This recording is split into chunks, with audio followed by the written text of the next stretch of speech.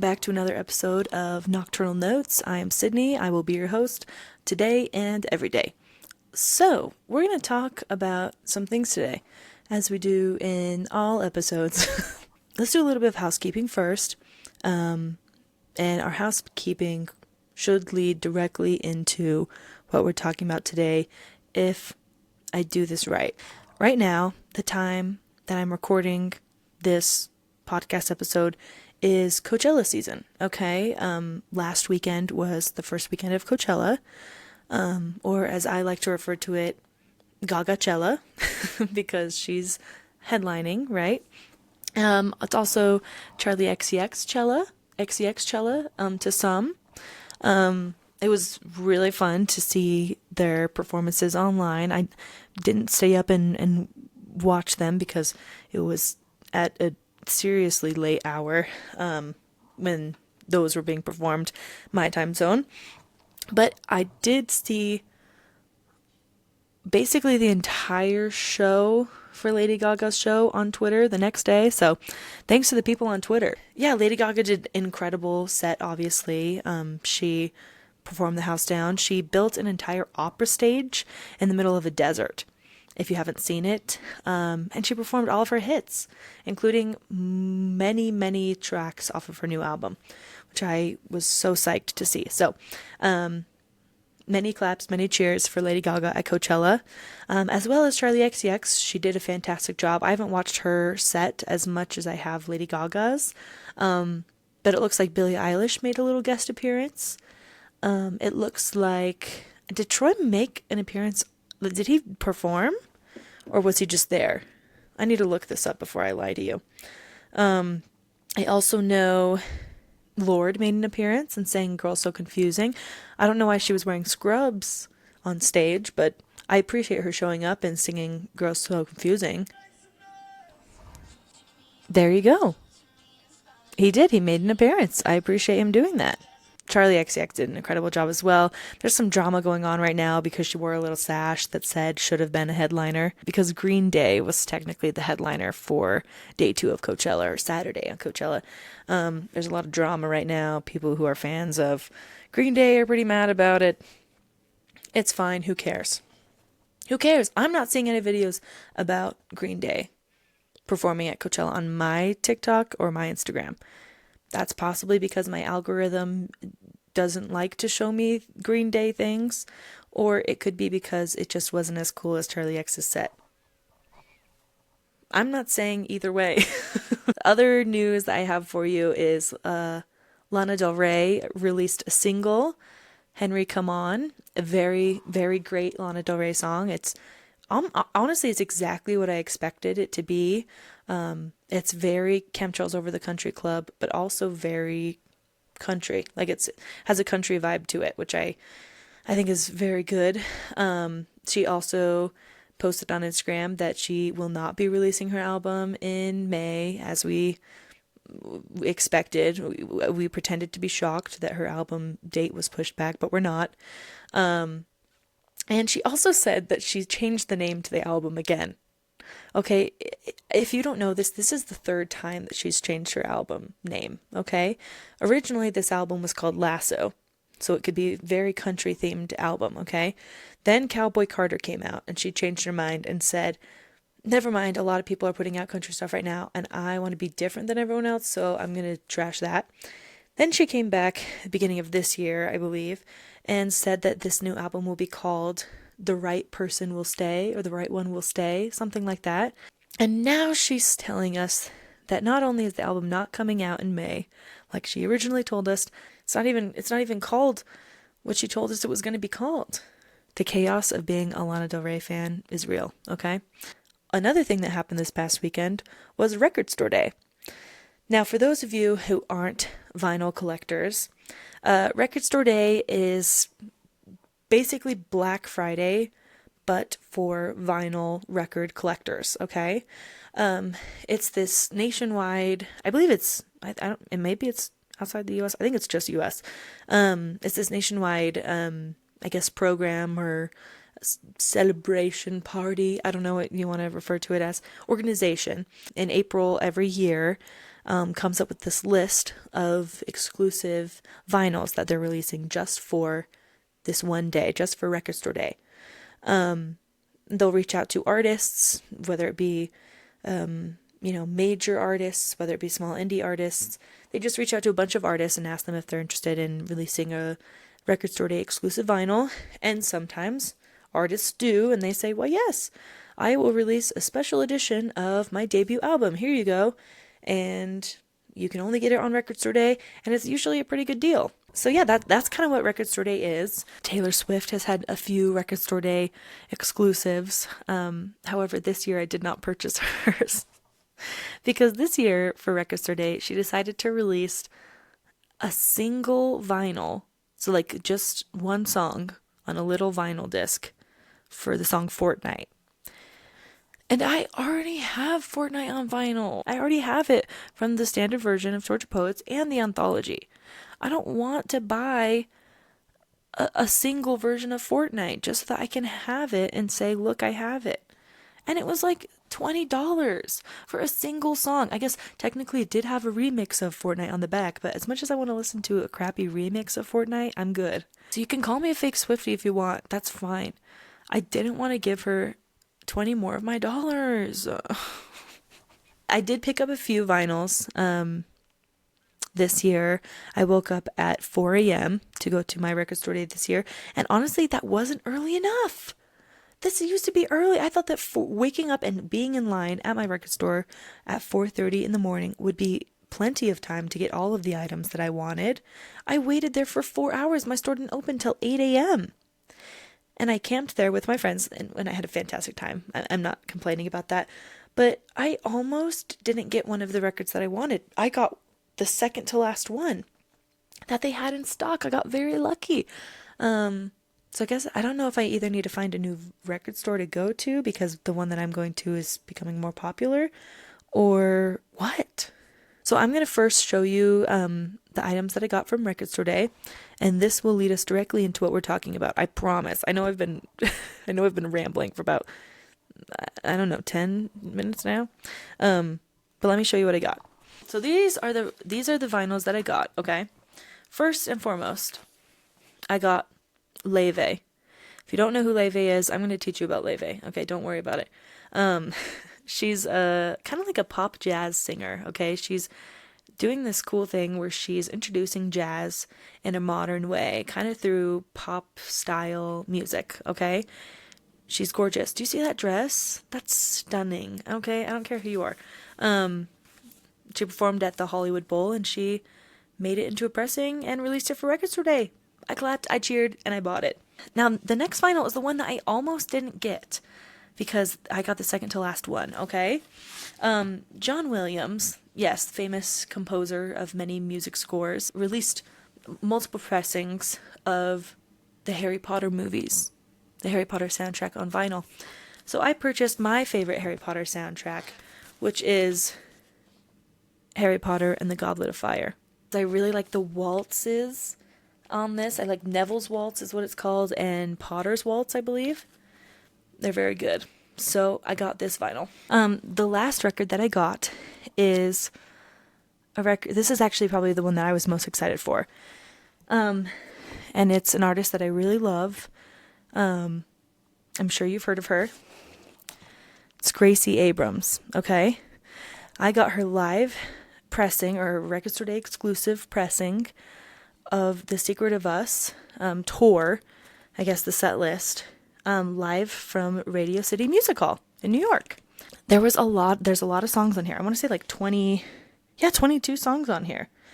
And quite a few of these songs on here are songs that we don't have live versions of on Spotify and Apple Music. So I felt like I needed to get it. I mean, what can I say? I had to get it. If you haven't guessed, the artist we're going to be talking about today is the queen herself, Gracie Abrams, okay?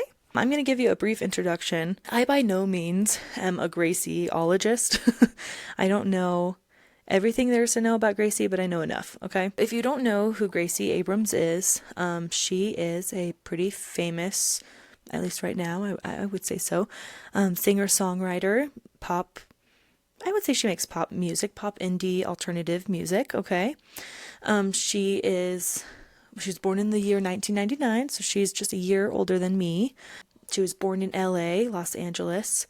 Her parents, you might know them. Specifically, her father is J.J. Abrams, famous filmmaker for, I don't know, Star Wars. And her mother is television producer Katie McGrath, okay? So she is a Nepo baby, okay? I'm going to go on a little bit of a Nepo baby rant, but I'm going to keep it brief. Now, here's the thing about Nepo babies, okay? I think there's a lot of situations where famous people have kids, okay? And they're kids that are not talented, and they just have an in the industry because of their parents, right? I think Gracie Abrams is an exception to this because she is genuinely talented. She genuinely has a fantastic singing voice. She genuinely is a talented songwriter and a talented lyricist. Do I think that because her parents are who they are, she had an easier way to get into the industry? Why, yes, absolutely. But do I think that she is nothing but a Nepo baby? No. I think that she is genuinely talented, and there's a reason why she is where she is. Number one, her parents helped her with connections. She lived and grew up in Los Angeles. And number two, she's genuinely talented. Rant over.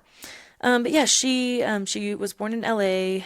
She signed to Interscope Records pretty young. I want to say in 2019 or 2020. Her influences are Joni Mitchell, Simon and Garfunkel, Bon Iver, Kate Bush, 1975, Lorde, Phoebe Bridgers, and homegirl right here, Taylor Swift. She talks about how when she was a little girl, she would write songs. I think she said her first song that she wrote was when she was 8 years old. But she mostly used writing songs as a way to keep a journal or to express her feelings or, I guess, deal with the emotions that she was feeling as a young adult and as a teenager. She said that she's very shy, or at least used to be very shy about her songwriting. She says that she would be writing her songs or playing her guitar, and she would hear somebody walk past her bedroom door, and she'd hurry and put away her guitar and pretend like nothing ever happened because she didn't want anyone to hear her singing voice. She didn't want anyone to hear her songs, right? In fact, also when she kind of first started her career and first started to perform, she had very, very bad stage fright. She was very anxious. She's a very anxious girly, but that's why we love her. She's currently amassed over 50 million monthly listeners and 1.4 million followers on Spotify. She's received a lot of prestigious award nominations, including being nominated for Best New Artist at the Grammy Awards, not this past year, but the year before, as well as a nomination for Billboard Women in Music Award for Songwriter of the Year. She's released a few albums, her I guess EPs. I don't know.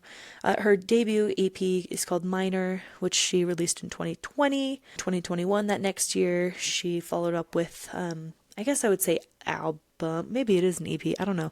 You Gracie people can correct me.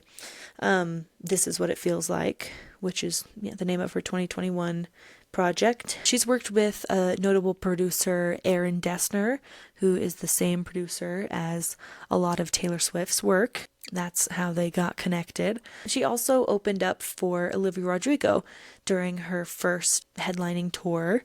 In 2023, she released an album called Good Riddance. It's one of my personal favorites. It's right there. And this last year, in 2024, is when she released album The Secret of Us, which is right here and what I got my vinyl record for. I would definitely say that she got her start or got popular from opening up for Taylor Swift's Eras Tour.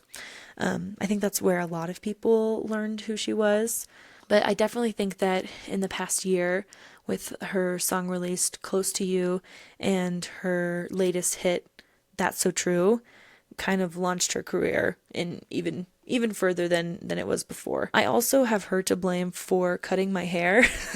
I would say, if you didn't know, my hair used to be like all the way down here. You can't see. But I decided to chop it, and I kind of blame Gracie Abrams because she has this adorable bob, okay? And I just was like, oh, maybe I need a bob. She's inspired many women to get bobs. That's a little bit about Gracie. Today, I guess kind of what I want to do is go into my favorite Gracie Abrams tracks or my favorite Gracie Abrams songs. I just kind of want to do a lyrical analysis of these songs. I chose, so I have 4 right here on my list. 4 songs, okay? I tried to narrow it down to 3 songs. It was hard to narrow down. I like a lot of Gracie Abrams songs. So the first song that I kind of want to talk about is actually the first song that kind of hooked me to Gracie Abrams back in 2023. It's a song called Where Do We Go Now? I guess before I start, now when I'm doing lyrical analysis videos and when I'm deep diving into songs, I want you to know that this is my interpretation of the song, okay? You could listen to my lyrical analysis and what I think the song means, and you might say that's completely incorrect, and it's actually this, and Gracie said this, and blah, blah, blah, blah, blah. And you could be totally right, but also I can be right too. Music is just a personal thing. It can be, it can be deeply personal to you, and songs can mean completely different things to you than they do to me.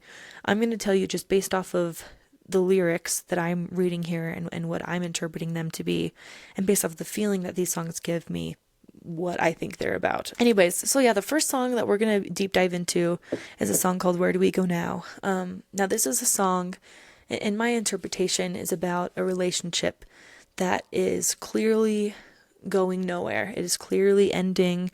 The spark is gone. The future is unseen. We're not sure exactly what we're doing in this relationship. It's a very anxiety-filled song about the end of a relationship or the turning point of what are we doing. So I'm going to kind of go through the lyrics and we can kind of talk about why I think that that's what this song is about and why I like the song. So where do we go now? I'm going to start verse 1. It starts with 24th Street. Where you held me, grabbed my arm. What a mental fire alarm. 'Cause a lot of it felt wrong. Or a lot of that felt wrong, excuse me. I feel like the first little verse here, first, I guess, line in the verse, she's talking about imagery, right? She's imagining 24th Street, I assume New York, where her partner held her and grabbed her arm, and I imagine this in a romantic way, by the way. When she says grabbed my arm, I don't think of it as an aggressive grab. That's just my head. If you think it was an aggressive grab, then that's fine. That could be an interpretation of it too. But I kind of think when she says where you held me, grabbed my arm, it sounds more romantic, I guess, in my head, like kind of a sign of he's trying to be, or he or she's trying to be intimate. And she says, what a mental fire alarm. Meaning, when you touched me, when you tried to get close to me, my brain went, oh no, this is not right. I don't like this. This feels wrong. I need to stop saying, also. I'm so sorry. I try to, cut out my ums if I can. I'm working on it, okay? The next verse is, or I guess the next lines to the first verse is, like I miss you. But when I kissed you back, I lied. You don't know how hard I tried. Had to fake the longest time. So this is, I guess, my interpretation of this. Like I miss you. But when I kissed you back, I lied. In my head, it's saying, I like you as a person. I miss when I'm not with you. But when I'm kissing you, I don't mean it. When I'm kissing you, I'm not feeling connected to you like I should. I'm not feeling the feelings that I'm supposed to be feeling. I'm pretending like everything's fine when I'm kissing you, but it's not. And she says, you don't know how hard I tried, had to fake the longest time. She's saying, I tried to put on this facade and pretend like everything's fine in our relationship, but it didn't work. You don't know how hard I tried to make this work and tried to fake it. Then she goes into the chorus, and the chorus is just repetitive over and over again. She says, where do we go now? Where do we go now? Where do we go now? Where do we go now? I don't even know how many times she says that, which some people might not like about the song. Some people get really sick of repetitive lyrics, but I really like it. I really like this song just saying, where do we go now? Where do we go now? Over and over again. Because to me, it expresses that sense of anxiety. It expresses to me that is a repeating thought going on in her brain over and over again. I guess one thing that comes to my mind, or one thing that I think of when I'm thinking of repetitive choruses like this, is very popular Taylor Swift song Out of the Woods from the album 1989. That chorus literally is, are we out of the woods yet? Are we out of the woods yet? Are we out of the woods yet? Are we in the clear yet? Are we in the clear yet? Are we in the clear yet? Good.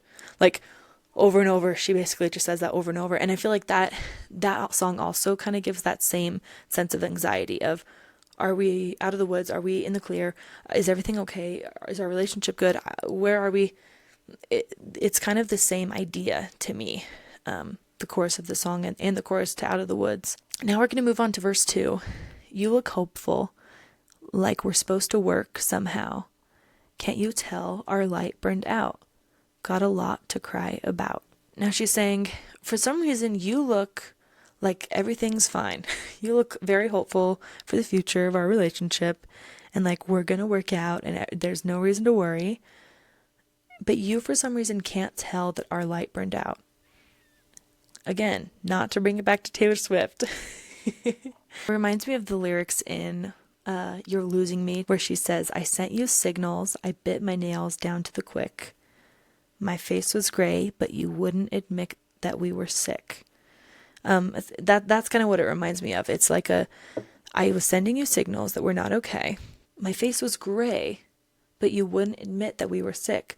I was very obviously not okay in this relationship, and you were just ignoring it. And I think it's interesting when she closes out that line by saying, got a lot to cry about. Next line says, there's nothing left here.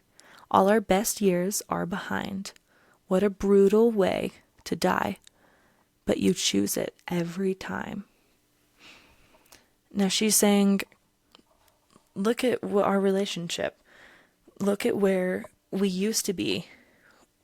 Either a year ago, a couple months ago.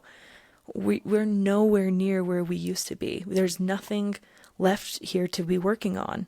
And I love how she says, what a brutal way to die. Because I think it's kind of like she's saying that this isn't like a quick, easy death. This isn't like a, boom, I'm dead. This is a slow and painful death that the relationship is going through, which might be more painful than just admitting that this isn't working out. And she ends the verse by saying, but you choose it every time. So she's saying our relationship is killing us. It's a brutal way to die. We're obviously not okay. All of our best years are behind us, but you choose it every time. But you're choosing to stay here, and you're choosing to keep us in this relationship, knowing deep down, or not so deep down, that this isn't right. You choose it every time, which is probably very confusing for her. She's like, why are you choosing? Why are you trying to work on this relationship that is so obviously not going to work? Then she goes to the chorus again, where she says, where do we go now? Over and over again. And it kind of builds, okay? Gracie does something very similar to Taylor Swift in the way that she can write a bridge, okay? She can write a bridge. In this bridge to this song, Where Do We Go Now? She says, we could meet down the line after all of the time and give an actual try. I can't promise you'll like it. I know I changed overnight, so I can't blame you for fighting, and I'd be losing my mind if you lived in your writing. Okay, let's go back. We're not even done with the bridge yet, by the way. That's just the first part of the bridge. She says, we could meet down the line after all of the time and give an actual try, but I can't promise you'll like it. And that part, I think she's saying, look, this isn't working right now, but maybe we could try this again later. Maybe it's the timing that's wrong. We could meet again later after time has gone on, and we can give an actual try. We can try this again when we're both in a better headspace, but I can't promise you'll like it. I like how she says that, because I think that what she's saying here is there's things that are going to change and that are going to need to change in order for us to get together and to stay together. And I can't promise that you're going to like the changes that I'm going to want in this relationship in order for us to make it work. She says, I know I changed overnight, so I can't blame you for fighting. She's saying, I know that there's things that I did and that I changed and you didn't like. Okay, I'm taking accountability for that, and I can't blame you for being upset that the girl that you first started dating is not the girl that you're dating right now. And she says, I like this part where she says, and I'd be losing my mind if you lived in your writing. Which I think kind of, again, she's kind of taking accountability for maybe she's living in her writing. Maybe she's so super, super focused on her songwriting or her career right now or whatever her writing could be. And she's saying, I'd be losing my mind too if you were doing exactly what I was doing. If you were living in your writing, if you were super focused on your career to the point that you were shutting me out, I would be losing my mind too. And this is probably my favorite part of the bridge, okay? She says, or maybe my favorite part of the whole song, I don't know. She says, 'cause I'm half of myself here without you. You're the best in my life, and I lost you. And we had no control when it fell through. It was one-sided, hate how I hurt you. If I could, I'd have changed every feeling. Reservations were up to the ceiling. Guess the space was the thing that I needed, but I miss you. Now that's a lot. Let's go back. 'Cause I'm half of myself here without you. You're the best in my life, and I lost you. She's saying, even though we're not over yet, I'm half of myself when I'm not with you. And you're the best in my life, and I lost you. Even though we're not broken up yet, I've lost you. Okay? And we had no control when it fell through. We had no control. We had no idea that this relationship was going to end when it did. But it just did. And she says, it was one-sided, hate how I hurt you. She's recognizing that she has a large accountability for the reason this relationship is ending. She's taking accountability for it. She's saying it was one-sided. I am the one side that ruined this relationship, and I hate how I hurt you. She said, if I could, I'd have changed every feeling. I love that line because you can't change your feelings. As much as you can try and try and force yourself to be back in love with someone and try to force yourself not to be angry or force yourself not to be sad, you can't change the way that you feel. If I could, I would have changed the way that I felt. I would have changed the way that I wasn't into you anymore, that I wasn't into us anymore. Reservations were up to the ceiling. Guess the space was the thing that I needed. I really like the metaphor of reservations were up to the ceiling because it's saying, I had all of these doubts. I have all of these concerns. The amount of things that I had stacking up to the fact that this isn't working and this isn't going to work was all the way up to the ceiling. Guess the space was the thing that I needed, but I missed you. She's saying, all I needed was time to separate from you, to think about this, and realize that this is the truth, that we aren't working, that we shouldn't be together. But that doesn't change the fact that I miss you. And she continues the song with just ending with another chorus saying, where do we go now? She's realized this. She's realized that the relationship is over, that she has a big part in ruining it, basically, in her head, and that it needs to end. But she's still asking at the very end of the song, after explaining all of this to her partner, where do we go now? Do we continue anyways? Do we continue to hurt ourselves? Do we continue to be in this space that's not beneficial for anyone? And that's how the song goes. And that's why I like the song, because it gives so much anxiety. It gives so much, it's a great representation of what it's like to be in a relationship, to not know where you're going, but continue to go anyway. Continue to just power on and just know that it's toxic and it's not working. But I don't want to leave because that's hard to do. So yeah, that's the song, Where Do We Go Now? Let's see, which song do I want to deep dive into next. By the way, that last song, Where Do We Go Now? I don't know if I mentioned it, which I might not have because I'm chaotic. That song is from the album Good Riddance from 2023. Yep, 2023.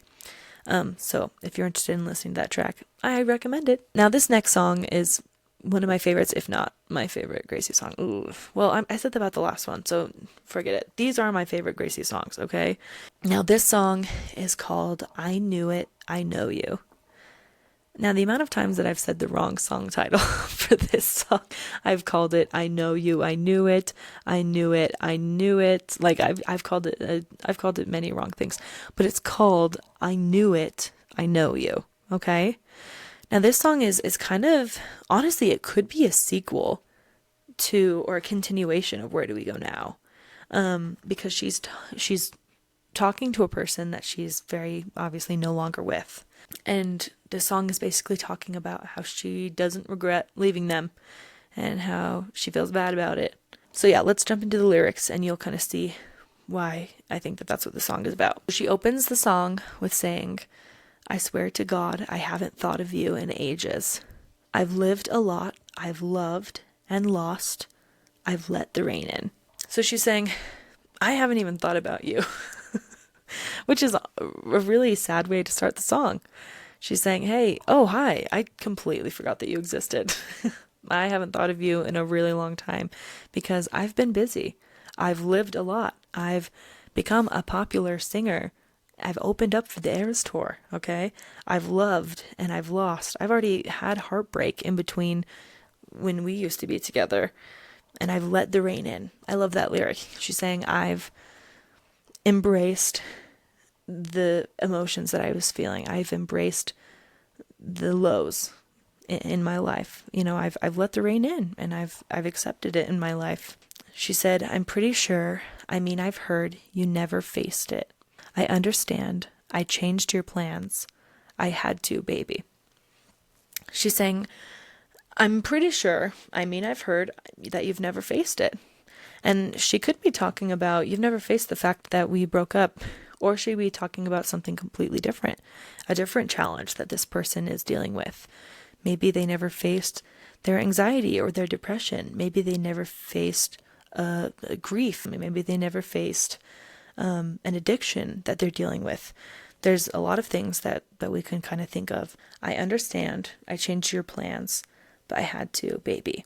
She's saying, I understand that I wrecked your plans. Your plans was to be with me, and I was supposed to be your future. But I ruined that. But I had to. She said, I had to. Now we're getting into the chorus. She says, and all I did was right by me. I heard that almost killed you. Well, I knew it. I know you. I called it. All I did was right by me. Everything that I did was what I had to in order to survive. It was the right choice for me. And I heard that almost killed you. And I heard that really hurt you. I heard that was hard for you to deal with. That you weren't the right choice. That you weren't the right thing for me. And she says, well, I knew it. I know you. I called it. I really like how she says that. She says, I knew it. I knew that that's what you'd be thinking because I know you. Because I spent so much time with you. I knew you on a deeply personal and intimate level.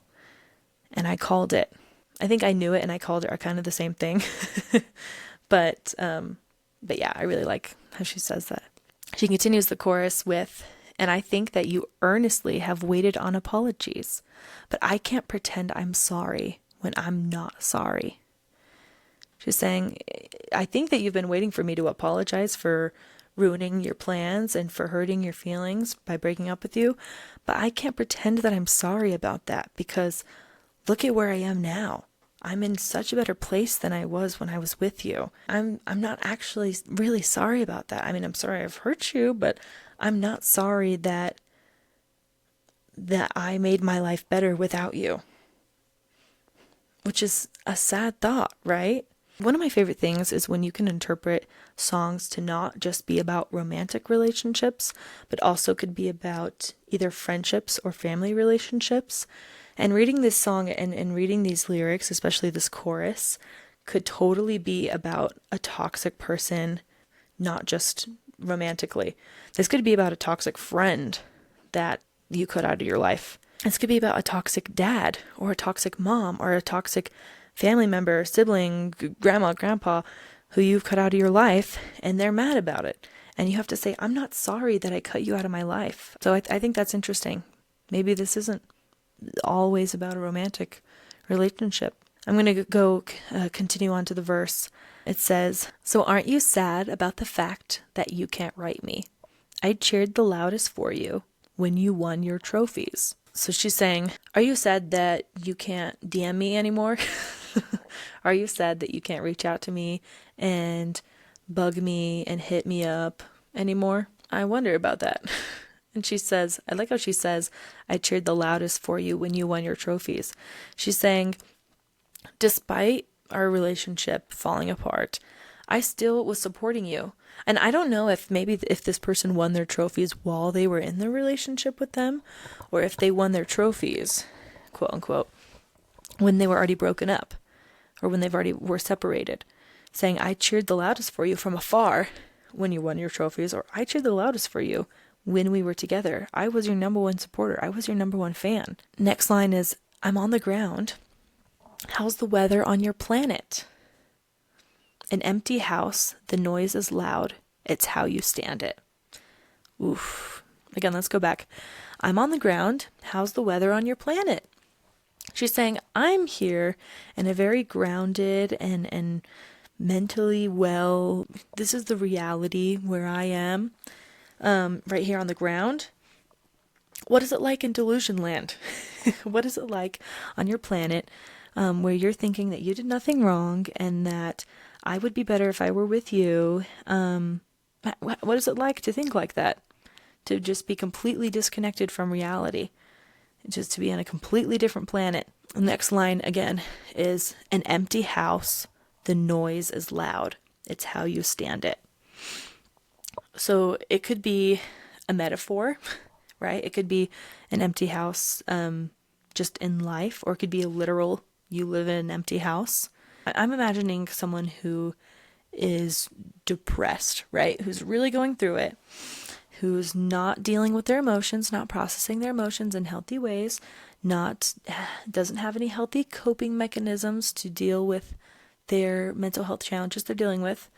They live alone, they're lonely in an empty house, but they're cranking up the volume of their music 24/7. It's blasting music, or it's blasting TV, or it's blasting something that is loud. Some people do that. Some people put on headphones and they blast headphones, and that's how they distract themselves from the reality of their feelings. She's saying, you have an empty house, but you make sure that it's never quiet, because it's how you stand it. It's how you put off feeling the emotions that you feel. Now we move on to a chorus again, a little different. She says, and don't you feel alone at night, or sorta kinda daily? Well, I knew it. I know you. I called it. Again, she's kind of talking about what we were talking about before with an empty house. She's saying, don't you feel alone at night, or every single day when you're completely alone and you don't have anyone around you because you've pushed everyone away out of your life? Well, I knew that. I know that you're alone at night because I know you. I know that this is the reality of your life, and I called it. I could have told you that this is how your life was going to be if you would have just listened to me. Again, she's repeating, I knew it because I know you. I called it. She continues the chorus, and it makes me want to cry sometimes. But don't you know the deal now? I just can't pretend that I'm sorry when I'm not sorry. She's saying, I feel bad about it. I really do. It makes me want to cry sometimes thinking about how you're alone and you've pushed everyone out of your life and you don't process your feelings and you're at an all-time low. But I can't pretend that I'm sorry. I'm not sorry. That I am in a better place. Now we're getting to the bridge, okay? And we don't even know each other now. I'd blow all my plans if you'd meet me out. We could talk, We could get it. We could both calm down. Again, we don't even know each other now. I'm a completely different person now. You could have changed completely. But based off of what I've heard and what I've seen, you haven't. But you don't even know who I am anymore. But I would blow everything. I would delete everything on my calendar if you would meet me out for a drink and we could just talk and we could just get it. We could just get each other. We could just say what we've been wanting to say. She's saying we could both just find a resolution. We could both just find closure. Now it kind of goes into an outro. And in this outro, because remember the last line is we could both calm down in the bridge. She just repeats the word down over and over in the background of these next lyrics. She says in the outro, "It all changed for me and I told you. You had the wrong idea about me." She's saying everything changed for me. I was thinking different. I was a completely different person. I had a turning point and I told you that. But either you didn't receive the message or you weren't listening or you just ignored it. I told you I was changing, but you had the wrong idea about me. She's saying you misunderstood me. I was a completely different person than what you thought I was. And she says, all I did was consider you until all I could do was consider me. I feel like that's kind of the whole song in a line. All I ever did was consider you until all I could do was consider me. She's saying, I put you first over and over and over and over again until I had nothing left and I had to start focusing on myself. Otherwise, I was going to break. But you weren't giving me anything back. All I could do was help myself. Next, she says, and this is one of my favorite lines in the song, I was your entertainment from a dark place. She's saying, I was a distraction while you were going through something. I was your entertainment from a dark place. I was just a jester to come out and do a little juggle for you while you were trying to ignore the voices in your head and the feelings that you had. I was your entertainment from a dark place. Next, she says, you don't know how to step outside yourself. It's not my fault that you can't sit with the hard thing. You really thought you would get what you wanted. That's how the song ends. Yeah, I really like that. You don't know how to step outside yourself, meaning you don't know how to think about anybody else but yourself. You don't know, you couldn't see that I was struggling when we were together. And it's not my fault that you can't sit with the hard thing. It's not my fault that you were unwilling to face the truth and you were being avoidant. It's not my fault that you can't deal with that. And you really thought that you could get what you wanted. You really thought that I was just going to deal with it and that I wasn't going to leave. But I did. Yeah, I only have time left for one more song. I'm sorry. I kind of teased you saying that I could possibly do 4, but there's just no way. I can't shut up. But this is another song. This is a bonus track on album Secret of Us, okay? This song is called I Told You Things, okay? This is another devastating one, so if your heart's already broken, it's going to keep breaking. Sorry. This is called I Told You Things by Gracie Abrams, okay? It opens up with, I told you things that I never said. You're the golden boy and my worst regret. She's starting off very strong. She's saying, I told you things that I never said to anybody else. I was so intimate with you. I was so close to you. I told you things I'd never said to anybody else in this entire planet. You're the golden boy and my worst regret. To me, that means you're the perfect angel you're the person that I idolized. You're the golden boy. You would never do anything wrong. A+ and gold stars. But you're also my worst regret. You're also what I wish I could undo more than anything. That's crazy. That's crazy to say. Next she says, so I cut the cost and I limit feeling. You were all at once till the fade to black. Took your cigarettes and your poems back. You were in my hands, now you're on my ceiling. Okay, let's go back. So she says, so I cut the cost and I limit feeling. She's saying, because I told you things I never said to anybody else and you made me regret it, I just pretended, I just cut my loss. I just said, okay, that was terrible, and I'm going to pretend like that never happened.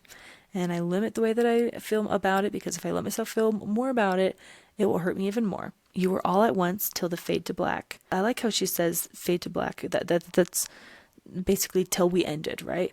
You were all at once. You were quick and passionate and intense while you lasted. But then you faded to black, but then you ended. You took your cigarettes and your poems back. Which makes me think of Maddie Healy. That sounds like a Maddie Healy thing, to just have cigarettes and poems, right? You were in my hands, now you're on my ceiling. She's saying, you were right here. I could touch you. You were in my hands. And now you're on my ceiling. When I'm gazing into my ceiling, thinking of what could have been or what happened to us, that's where you are now. Now you're just there when I'm imagining you. She continues this verse by saying, but how's the city been? You get recognized at the local bar by the drunken guys and the starlit girls. They claw for pieces. She's saying, but anyways, how have you been? I bet you still get just as much attention as you did before. There's the drunk guys used to come up to you, and the super young, beautiful girls, starlit girls. I bet they come up to you and give you attention too. So maybe this is a celebrity. Perhaps. She continues with saying, do you give a few? Do you like that?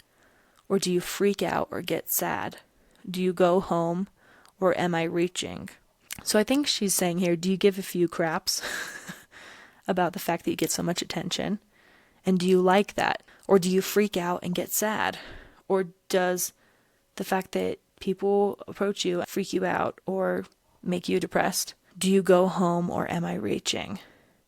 I like the question, do you go home or am I reaching? Because it's saying, do you return to your house alone, or am I just reaching, or am I just being dramatic?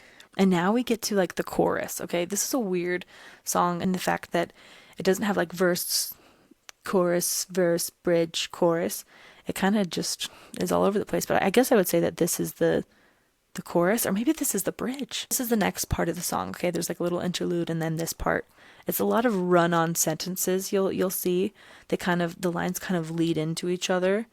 Yeah, let me just start and you'll see. It goes, hey, wait, guess what? Yesterday I stopped and played it safe instead of walking straight to you to say. Okay, so she's saying, hey, guess what? Instead of texting you when I shouldn't be texting you and reaching out to you when I shouldn't be reaching out to you, I played it safe. Again, so it ended with, instead of walking straight to you to say, it leads into stay. Never mind, okay. Don't mean it, plus you've changed. Not much, but just enough to throw away. She's saying, if I would have gone to you, if I would have made the mistake of reaching out to you, I would have said, stay. But then I would have changed my mind and said, never mind. She's saying, plus you've changed. Plus you're different. So why would I want you to stay? Why would I want to get back together with you when you've changed? And then she kind of like backs up on herself and says, not much, but just enough to throw away. Now we're going to the next part. Fake fantasies and games. I've lost a year. It's strange. Composed 100 ways to tell you. So she's saying, you've changed, but not that much, just enough to make me pretend like that never happened, like you never put me through the fake fantasies and games. She continues by saying, I've lost a year. It's strange. So she's saying an entire year has gone by. I've lost an entire year recovering from what we went through together. Composed 100 ways. She's saying, I imagined a million different scenarios, a million different situations where I could tell you, into the next part, hey, what if I took your call as more than just a call, as writing on the walls? She's saying, I composed 100 ways to tell you, hey, What if next time you called me, what if I took it as a sign? What if I took it as writing on the walls, that it was there was a reason that you reached out to me, and maybe you're still in my life for a reason. What if I took your call as more than just a call, as writing on the walls, as a reason to continue talking to you? What then? It continues with, you built this cage. I lost color in my face. I'm going to stop there because that's already a lot. She's saying, you trapped me here. You made me lose an entire year. You built this cage. You put me in the situation that I'm in that I just can't escape from. I lost color in my face. Again, I think that's almost exactly what was said in You're Losing Me. Yeah, my face was gray, but you wouldn't admit that we were sick. I lost color in my face. You drained and sucked the life out of me. That's what she's saying. Continues with, you're fair and I'm insane. Hallucination, shame, guilt, pain, and more pain. She's crazy. Hey, why would she say that? Hey, why would she say that? Let's go back. She says, you're fair and I'm insane. She's saying, you were always completely fair. Everything that you did was completely right. I'm the insane one. At least that's what you made me feel like, that I was the one that was freaking crazy. You made our relationship feel like a hallucination, like I was making up things in my head. You were gaslighting me into thinking that I'm the crazy one. Hallucinations, shame. You made me regret and feel embarrassed of our relationship and shameful for the way that I am as a person. You made me feel guilt for just being a human being. Pain and more pain. I mean, that's just terrible. Then in the background, you can hear her say, don't let them know. Don't let them know. More pain. She's saying, don't let them know about the things that I told you, and maybe don't let them know about the pain that I'm still in recovering from you. And this is how she ends the song, okay? After that freaking craziness of guilt, pain, more pain, she says, I told you things that I never said to anybody else, and I regret them, but I'll pack it up and I'll practice leaving. She's saying, I told you things, again, that I never said to anybody else, and I will regret that for the rest of my life. I will regret opening up to you and being intimate with you in ways I've never been intimate with anybody else for the rest of my life. But I'll just pack it up. I'm just going to get up. I'm going to leave.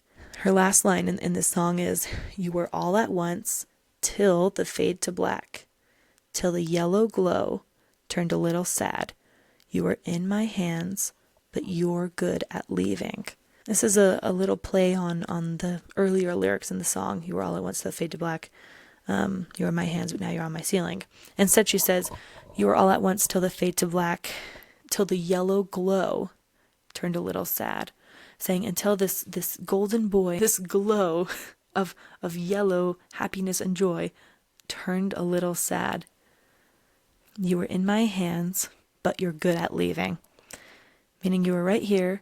We could have had everything, but you're good at just saying goodbye and just leaving me high and dry to try and put myself back together again after knowing that I've told you things I've never told anybody else, and that I will regret that for the rest of my life, and I will forever regret opening up to you. And that's how she ends the song. Because she wants us to sob our eyes out. Yeah, what an incredible song, right? I apologize to anybody who I've emotionally ruined today with the Gracie Abrams songs. But those are my 3 favorite songs. So yeah, your homework for today is to listen to those songs. If you need a reminder, Where Do We Go Now by Gracie Abrams from the album Good Riddance. I Knew It, I Know You from Gracie Abrams' Secret of Us. And I Told You Things by Gracie Abrams from the Deluxe version of Secret of Us. Okay? Those are my top 3 songs. 3. I almost went top 3 songs, holding out 4. If you want to know my 4th song, maybe we can go over that at a later time. But for now, it's a mystery. You'll never know what that 4th Gracie Abrams song is. That's my favorite. Anyways, I hope you enjoyed this little lyrical analysis. And by little, I mean like a freaking hour-long episode. If you have anything that you interpreted differently, I'd actually love to know. because I think that's very interesting. I need to go to bed. Anyways, thanks for listening to this episode. I hope you enjoyed, and I will definitely see you next week. Have a fantastic night, and goodbye.